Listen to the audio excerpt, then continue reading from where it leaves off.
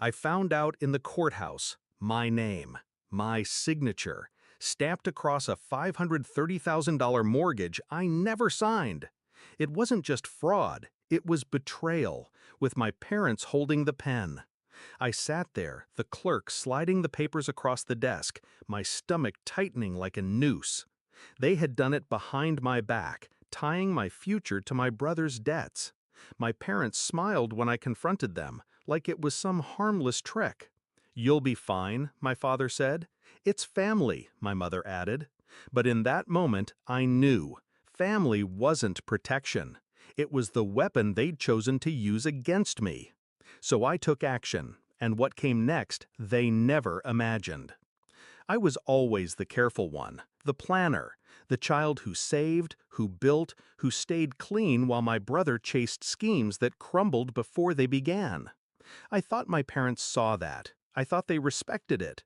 But deep down, they only saw me as a safety net. Every time my brother failed, they turned to me.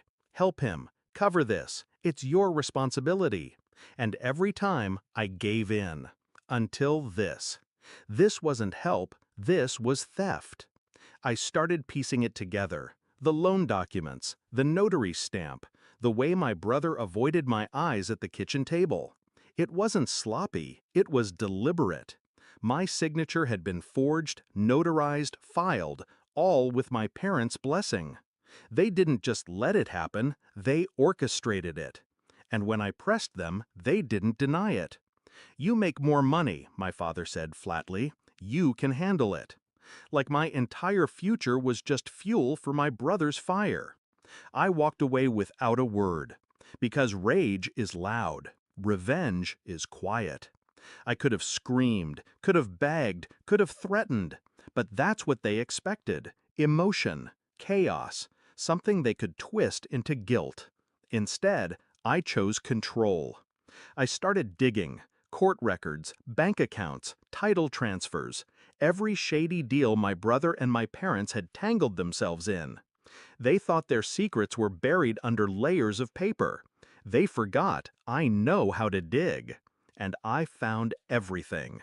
The late payments, the hidden debts, the false statements. Piece by piece, I built a file thick enough to crush them. Step 1, I froze the fraud. I filed a police report, attaching evidence of forgery. The officer's eyebrows rose as he read. My own parents signing me into a $500,000 noose? Step 2, I met with a lawyer. We filed motions, demanded discovery, subpoenaed bank officials. Paperwork became my weapon.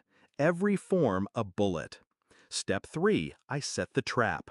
My parents thought they could talk me down, guilt me into silence. So I let them believe I was wavering. I let them think their manipulation was working. And then I turned it all over to the prosecutor. The hearing was packed. My parents sat at the table, smug. My brother slouched behind them, too arrogant to realize what was coming. They thought it was a family matter, a slap on the wrist, nothing more.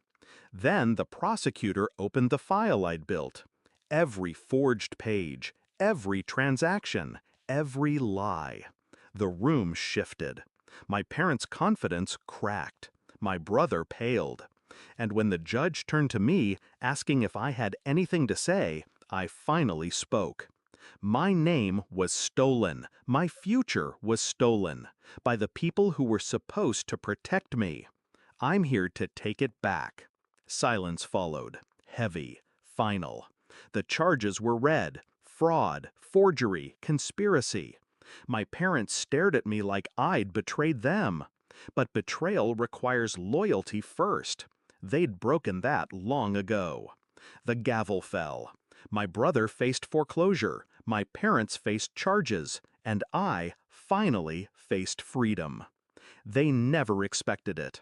They thought I would fold, as always. But I didn't fold. I documented, I prepared, I executed. And now the weight they tried to put on my shoulders is crushing theirs. I walked out of that courthouse lighter than I had in years. Family was supposed to be my foundation. Instead, it became my battlefield. And I won. They wanted me to carry their debt. Instead, I made them carry their guilt. That's the difference between them and me. They forged my name, I forged my justice.